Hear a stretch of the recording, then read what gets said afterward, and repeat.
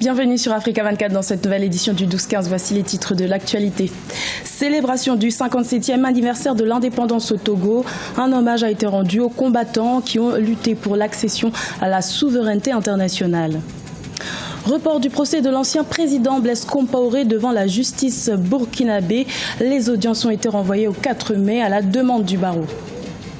Le Congo veut augmenter sa production pétrolière dès 2017. Actuellement 6e producteur d'or noir en Afrique, le pays ambitionne de devenir 3e d'ici 2018. Le Togo a célébré le 57e anniversaire de son accession à l'indépendance ce jeudi 27 avril. Un hommage particulier a été rendu à ceux qui se sont battus pour la souveraineté internationale. Le président Fornia Sigbe a profité de cet événement pour inciter ses concitoyens à la paix civile et au progrès social. L'ancien Premier ministre Joseph Kofigo a assisté à ce discours. Je vous propose de l'écouter. Un message d'espérance. La route est longue pour le développement, mais il faut chaque jour, nous devons poser pierre sur pierre et en le faisant chaque jour, le Togo va se construire et la jeunesse aura sa. Le procès tant attendu de l'ancien président Blaise Compaoré et des ministres de son dernier gouvernement a été reporté au 4 mai. À peine ouvert le 27 avril, la justice burkinabé l'a ajourné à la demande du barreau. L'ex-président et son conseil d'avocats étaient les grands absents de cette audience. Reportage de notre correspondant Jean-Paul Ouedraogo, commenté par Clément Joël Soila.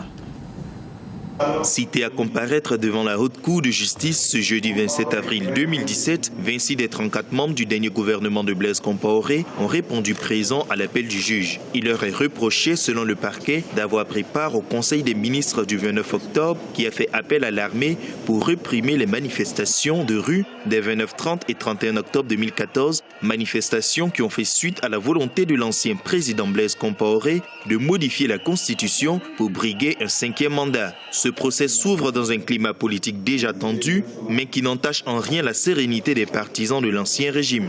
C'est un procès historique et nous pensons que c'est vraiment le moment pour notre justice de montrer qu'elle est une justice équitable.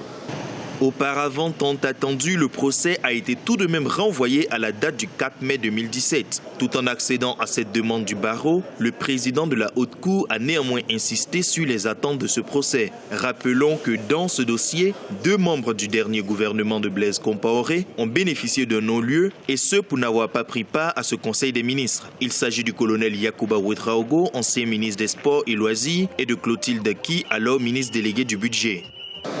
Je devrais être animé d'espoir aujourd'hui. Espoir de voir la justice rayonner. Espoir de voir la justice faire son travail. Notre souhait, c'est réellement la manifestation de la vérité.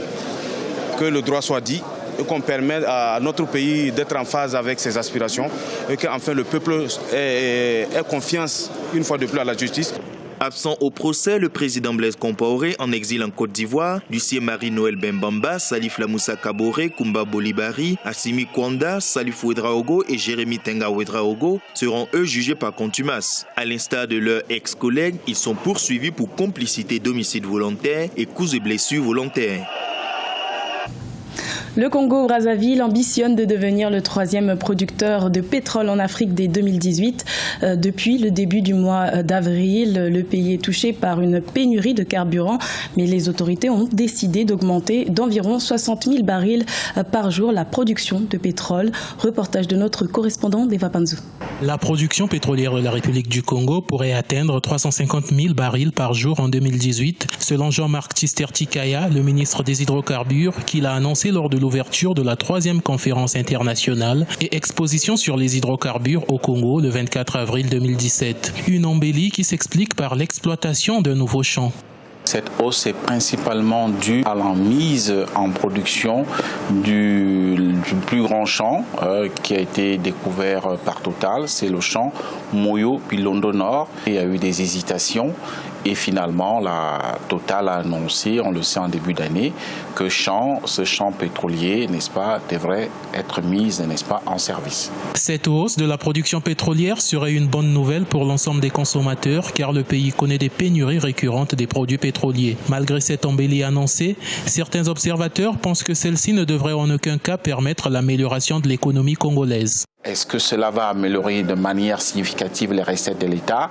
Oui, ainsi, il va falloir absolument que l'on ne soit pas toujours aguiché à l'or noir comme principale ressource budgétaire de l'État. Il faudrait qu'on avance sur le chantier de la diversification économique. L'augmentation de la production pétrolière en République du Congo devrait néanmoins permettre au pays de passer devant la Guinée équatoriale. Notons que le pétrole demeure la première ressource financière du Congo. Celle-ci contribue à plus de 80% aux recettes budgétaires. La communauté économique des États d'Afrique de l'Ouest compte 15 pays membres et 300 millions de consommateurs. Pourtant, les échanges commerciaux entre les États de cet espace représentent seulement 10% des importations globales de la sous-région. Comment expliquer cette situation? Élément de réponse avec Idlette Mirabel-Bissou. Au sein de la communauté économique des États de l'Afrique de l'Ouest, CEDEAO, les échanges commerciaux inter-États se situent entre 15 et 20 milliards de dollars par an. Dans cet espace qui compte près de 300 millions de consommateurs, la Côte d'Ivoire se place en première position du commerce intra-régional avec 25% devant le Nigeria 23%, qui représente 60% de l'économie de la région. Les importations commerciales de la CEDEAO s'élèvent annuellement entre 100 et 150 milliards de dollars. Pourtant, les importations entre États de l'espace ne représentent qu'environ 10%, soit entre 10 et 20 milliards de dollars par an. C'est faible. Des chiffres certes encourageants, mais qui restent relativement faibles selon des spécialistes.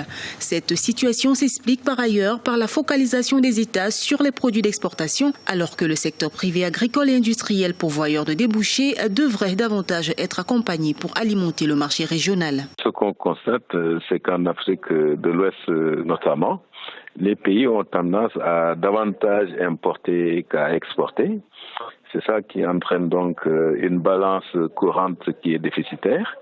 Cela veut dire qu'il y a des ressources importantes qui quittent la sous-région pour enrichir des producteurs étrangers. Les 15 pays de l'espace CEDEAO se sont fixés des objectifs d'autosuffisance alimentaire. Cependant, des lenteurs sont observées en ce qui concerne l'atteinte des résultats. À noter que la conception, l'élaboration et la mise en œuvre des politiques d'intégration et de développement en Afrique de l'Ouest restent essentiellement gérées par les pouvoirs publics et des institutions nationales et régionales. Ce journal a été réalisé par l'ensemble de la rédaction. Merci de votre fidélité. Retrouvez dans un instant une nouvelle édition de l'information sur Africa 24.